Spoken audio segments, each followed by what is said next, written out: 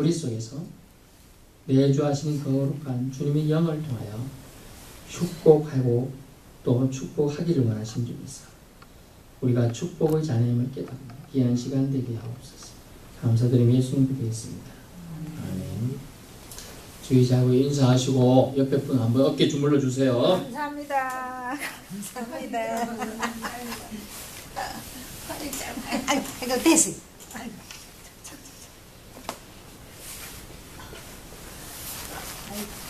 싫다. 맞다. 사모님 손때가 억수를 그성하네. 오늘 말씀의 제목은 축복권을 사용하세요. 말씀드리겠습니다. 한 주간도 잘 지내셨죠? 네. 우주를 바라보면 코스모스, 우주를 바라보면 항성이 있고요, 행성이 있고 위성이 있습니다. 항성, 빛을 내는 별을 항성이라고 해요.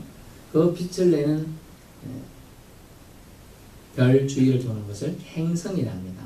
그리고 그 행성 주위를 도는 것을 위성이라고 하죠. 만약 태양을 항성이라고 보니까 그 주위를 도는 수금지 화목토, 그게 어떤 수성, 금성, 화성 뭐 이런 것들은 지구까지 이런 것들은 행성입니다. 또 우리 지구를 도는 것이 뭐가 있죠? 그렇죠. 달과 각종 인공위성들이 돌고 있습니다.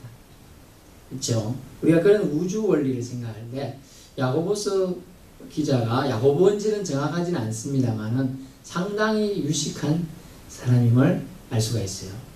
근데 이 사람이 원래부터 유식했는지 정말 오늘 성령을 바꿔서 유식했는지는 정확하지 않습니다만은 상당한 수준의 말씀들을 접하게 될 겁니다. 본문에서는 하나님에 대한 짧지만 아주 핵심적인 내용이 나오는데요. 하나님을 우리가 믿습니다. 그죠? 하나님을 믿으니 우리는 축복의 자녀입니다.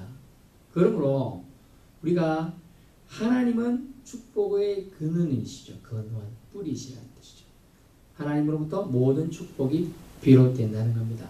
그러므로 하나님을 믿는 우리는 축복을 받은 자이고 또한 축복을 할 수 있다는 것을 알 수가 있어요. 그러면 우리가 섬기는 하나님은 어떤 분이시기에 우리는 축복권을 사용할 수 있는지를 알고자 하는 것이죠. 첫 번째 우리가 섬기는 하나님은 빛들의 아버지이십니다. 아멘. 따라해볼까요? 빛들의 아버지.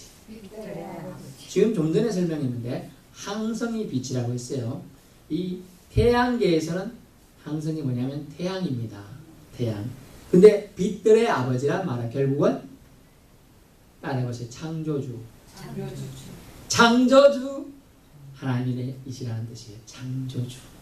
빛을 창조하신 분은 하나님밖에 없으니까요. 창조주 하나님. 그러면서 이렇게 17절에 온갖 좋은 은사와 온전한 선물.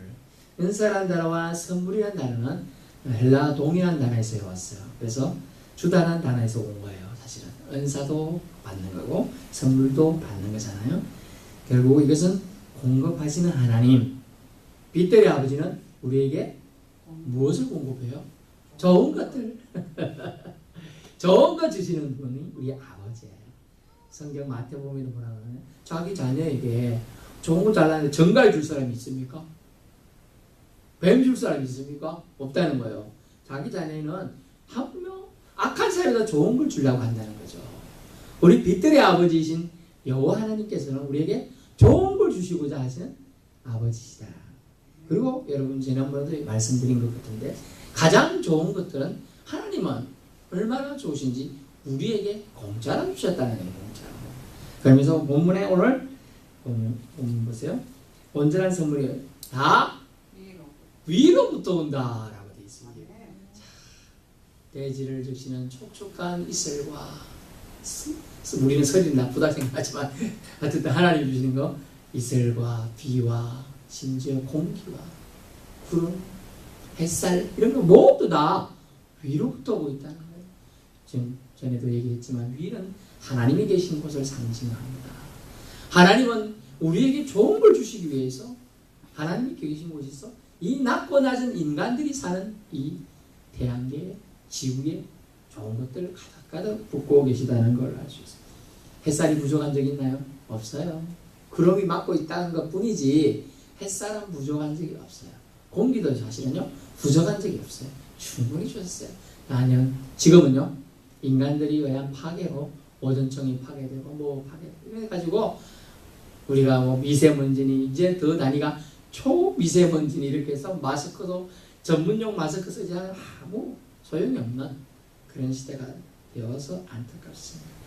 이럴 때일수록 우리 믿는 자들은 누구를 찾아야 됩니까? 빛들의 아버지, 창조주 아버지를 찾아야 돼요. 그래야지 해결해 주시는 거거든요. 우리는 태풍을 나쁘다고 생각하는 분들이 많습니다만 사실 태풍이나 폭풍으로 몰아쳐서 바다를 뒤엎어 주었기 때문에 바다의 그 오염도가 한 번씩 깨끗해진다는 거예요. 과학자들은 그렇게 얘기해 주는 거예요. 한번 이 먼지가 태풍이나 폭풍을 확 불어가지고 다 날아간다는 거예요. 다른 곳으로. 하나님은 우리에게 좋으신 하나님이기 때문에 공급하시기에 넉넉하시고 풍성하신 하나님이기 때문에 우리에게 좋은 것 주신다 하는 걸 알 수가 있습니다. 그러므로 빛들의 아버지신 하나님께서 우리를 빛으로 인정하시고 예수님을 통하여 말씀 뭐라고 하세요? 너희는 세상의 빛이다 라고 말씀을 해주셨어요. 그러므로 우리는 빛을 수용하고 우리 실컷 먹고 남는 거 반사해주면 되는 거예요. 나눠주면 되는 거예요. 이거 얼마나 좋아요. 우리 거울을 생각해보세요. 거울은 받기만 받거든 따뜻해지며 가만히 있는 게 아니잖아요. 거울은 반사를 해줘요. 반사. 그래서 물질이나 이런 거 우리가 볼 수가 있는 거예요. 그렇죠? 근데 거울의 특징이 뭐죠? 어두운 데는 소용이 없다는 거예요. 어두운 데서 깜깜한 데서 거울 보면 보입니까? 하나도 안 보여요. 거울은 자기 주체성 가지지 않다는 거죠. 우리 인생도 그래요.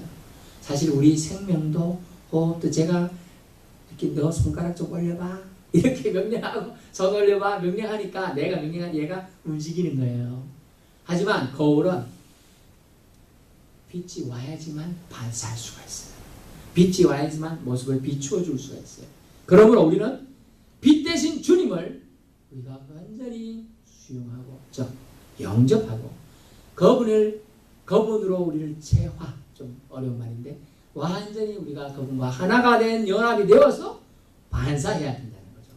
넉넉히 우리 썩어 남긴 거 반사해주면 되는 거예요. 사실. 그러므로 하나님께는 어둠과 죽음과 시험이 올 수 없죠. 빛들의 아버지로부터 내려오는 은사, 선물들은 빛들과 같은 성질이 있습니다. 여러분, 이건 과학적으로는 이해가 안 될지 모르겠지만 그러나 이 말씀은 위로부터 오는 것은 결코 소멸되지 않나요? 여러분이 과학을 예전에 공부하신 질량 보존의 법칙이라는 것도 있고요. 에너지 불변의 법칙이라는 것도 있고 그렇습니다. 사실은 제가 실험을 보여주면 좋겠습니다만 여러분이 놀랄까봐 안 하는 거예요. 자, 성냥 하나를 탁 꺼내서 타기 시작합니다. 종이라는 것이 지금 불의 탐에 의해서 무엇으로 밝힐까요? 타면 열 에너지로 바뀝니다. 종이가. 열 에너지. 어려운 얘기네요. 근데 그러면 타면서 이제 재가 되고 없어지죠? 없어진가요? 그러나 과학자들이 그렇게 없어졌다 생각해요. 에너지로 변환되어서 연기나 뭐 이런 걸로 열로 나타나서 사라졌다라고 우리는 개념으로 갖고 있지만 존재한다는 거예요. 공간 어디에? 결코 없어지는 게 아니라는 거죠. 결국은 하나님께서 우리에게 주시고자 하는 은사와 선물들은 빛들과 같은 성질이 있어서 결코 소멸되지 않는다는 겁니다. 만약 성도 여러분들의 내면으로부터 비롯된 욕망, 성경은 뭐라고 합니까? 욕심이 잉태한 즉 죄를 낳고 죄가 장성한 즉 사망을 낳느니라 말씀해 주고 있어요. 그러면 성도로부터 비롯된 이 욕심, 즉 악한 욕망은 결국 유혹을 낳습니다. 유혹은 우리 힘으로만 막을 방법이 사실은 없습니다. 그래서 빛들의 아버지가 주시는 좋은 은사와 선물을 받아들이고 그것을 따라 믿음을 지켜야 한다는 거예요. 그것을 따라서 빛들의 아버지가 주시는 아버지 하나님 주시는 것을 받아들이고 그것을 따라 믿음을 지켜야 우리가 악한 욕망과 그것을 비롯된 유혹, 시험으로부터 우리를 지켜갈 수 있다는 겁니다. 그러므로 빛들의 아버지는 우리에게 무한대로 좋은 걸 주시고자 하는 하나님 아버지의 우리가 이해하지 못하는 영역이지만 신의 품성이심을 알 수가 있어요. 좋은 걸 주시고자 하는 공급하시는 하나님. 하나님께서는 결코 부족한 적이 없다는 거예요. 부족한 적이. 그러므로 우리 하나님 많아요. 우리는 저 밖에 물이 수도가에서 그냥 물이 항상 쏟아집니다. 그걸 알고 있어요. 그래서 우리가 물에 갈질까 물 받아놔야겠다 안 합니다. 그러나 겨울에 말이야 물이 얼어서 안 나온다. 물이 아이고 어디서 물을 구하지? 물 사러 가야 되나 막 고민하는 거잖아요. 하나님의 공급하심은 항상 물 틀면 항상 나오듯이 우리에게 트는 작업이 필요해. 트는 작업이. 수돗물을 트는 작업이 뭐냐? 하나님께 달라고 하는 거예요. 달라고 하는 자가 알아서 주시면 좋잖아요. 하나님. 알아주시면 제일 좋은데 달라고 하는 자를 우선적으로 준다. 우선적으로. 달라고 해야 한다. 예, 빛들의 아버지는 좋으신 하나님, 우리에게 주시고자 준비하고 계신 하나님이기 때문에. 두 번째는 뭐냐면 표현이 아주 재밌는 표현이에요. 그는 17절 뭐냐? 그는 변함도 없으시고 회전하는 그림자도 없으시다. 이게 아주 이 사람이 과학적으로 뛰어난 사람 같아요. 그래서 두 번째는 변함없으신 분이다. 신명기 33장 14절과 히브리서 13장 8절. 히브리 13장은 바로 옆이니까 봅시다. 바로 뒷장 13장 8절. 예수 그리스도는 어제나 오늘이나 영원토록 동일하시니라. 아멘. 얼마나 은혜인지 말해요. 예수님이 어제는 변덕 뿌리는 심술꾸러기였다가 오늘은 착했다가 내일은 신반주로 온다 이런 말 이제 들어본 적이 있어요. 그러면 사람들이 누가 그 사람을 믿겠어요? 그 예수를 안 믿겠죠. 어제는 변덕 부리고 욕심쟁이고 사람 때리고 막 이런 사람인데 오늘은 착해졌다가 다음 날에는 완전 사람 포한 무독한 심판자다. 안 믿어요. 근데 어제나 오늘이나 영원토록 동일하신 사랑을 우리에게 주시고라 태초에부터 계시던 하나님께서 예수님께서 이 땅에 친히 내려오셨잖아요. 그 고통 다 감내하셨잖아요. 왜? 사랑으로 우리를 구속, 좀 어려운다는데 구속해 주시기 위해서 너와 나의 관계에 막혀있는 담을 허물 위해서 오셨다는 거예요. 이게 구속이란다. 그래서 주님께서는 우리에게 말씀, 변함없으신 주님께서 조변 석계 같은 세상 속에서도 영구히 변치 않는 그런 분이심을 알려주는 거예요. 영구히 변치 않는 분을 우리를 축복하기를 원하신다. 하다못해 요즘 사람들은 저 나무만 오래돼도 100년 넘었다 이런 그 나무 밑에 가서 이러고 기도하고 하는데 또 돌멩이다 아주 멋진 돌멩이가 있다면 돌멩이 앞에 가서 자녀를 주시옵소서 이렇게 하고 이 망부서 코만 만져도 아들 낳는다 간 제주도 가면 그런 게 있더라고요. 별거 다 하는 사람 수두룩한데 변함없으신 우리가 알 수 없는 역사 속에서도 수천 년 온 우주 만물을 주관하고 한 번도 변한 적이 없으신 분. 그분이 우리를 주목하고 보고 계시다는 거예요. 저와 여러분은 여러분 눈동자가 어떤지 머리카락 숫자가 지금 몇 개인지 저는 안 세어봤습니다만 주님은 세어보셨다는 그러는 거예요. 주님은 네 머리카락 숫자가 몇 개냐 수만 개 뭐 한 개가 어떤 사람은 뭐 씻는데 뭐 몇십만 원씩 든다 그러더라고. 제 친구 사장 한 명 있었는데 얘가 잘생겼어요. 근데 어느 날 30년 뒤에 만나면 여기가 아무것도 없는 거 여기가 아무개야 제 이름 부르면서 아유 나 이제 머리 씻는 돈 많이 들어간다. 돈 많이 벌긴 했는데 한 개 5,000원씩이라더라. 이거 싸게 씻는다. 어떤 사람 몇만 원 있는데 그럼 10개만 실어도 5만 원. 몇 개 실으면 근데 따져보세요. 그게 100개 심어도 요만큼밖에 안 되거든요. 요 정도. 이거 얼마예요? 엄청난 거야. 여러분, 그래서 이곳에 계신 분은 그래도 머리숱 많죠? 요만큼은 다 있잖아요. 하나님은 우리 머리털까지 다 세심화된 그 세밀하시고 부모가 자녀를 보듯 애정어린 눈길로 보고 계신다는 거예요. 그래서 변함없으신 그분은 우리를 사랑하신다. 근데 더 재밌는 표현이 나죠. 증거로 회전하는 그림자가 없으시다. 회전한다는 뜻은 지금 태양계를 지금 얘기를 들었잖아요. 태양계가 여러분이 이렇게 지금 세틀릿 있고 항성이 있다. 제 손을 보십시오. 이게 주위에 이제 이렇게 돕니다. 또 도는 그 옆에 또 돕니다. 돌면서 돕니다. 또 막 돌아갑니다. 또 얘도 태양계가 또 은하계 속에 또 있어요. 또 돌아갑니다. 이렇게 돌아가는 거예요. 그런데 모든 물체는 그림자가 있을까요? 없을까요? 물체는 다 그림자가 있어요. 그런데 하나님은 회전하는 그림자가 없다는 거예요. 그러니까 하나님은 신이시죠. 예, 하나님은 신이세요. 뭐 우리 속된 말로 귀신이면 나오고 귀신이면 물러가고 사람이면 나와라 그러는데 귀신은 뭐 그렇다 하는데 귀신은 귀신이지 신이 아니잖아요. 예. 잡귀는 아무 힘이 없는 거예요. 우리가 무수할 뿐이지 무수하면 대상도 아니에요. 사실 거리도 안 되는 거예요. 그러니까 그런 걸 신경 쓰지 마시고 회전하는 그림자가 없으신 주님께서 저와 여러분은 그림자가 있습니다만 그림자가 없으신 분, 즉 육신에 속해 있지 않고 얼매지 않으신 분이 바로 하나님이심을 말해줍니다. 세 번째로 우리에게 말씀하는 건 우리를 첫열매로 삼으시는 분이다. 첫열매로. 첫열매는 뭐냐면 하나님의 선택된 백성이 누구였죠? 이스라엘 민족. 그것처럼 우리를 첫열매로 하나님의 자녀로 삼으셨다. 하나님의 자녀. 그래서 그 자녀임을 확신케 하기 위해서 첫열매가 되게 해주셨어요.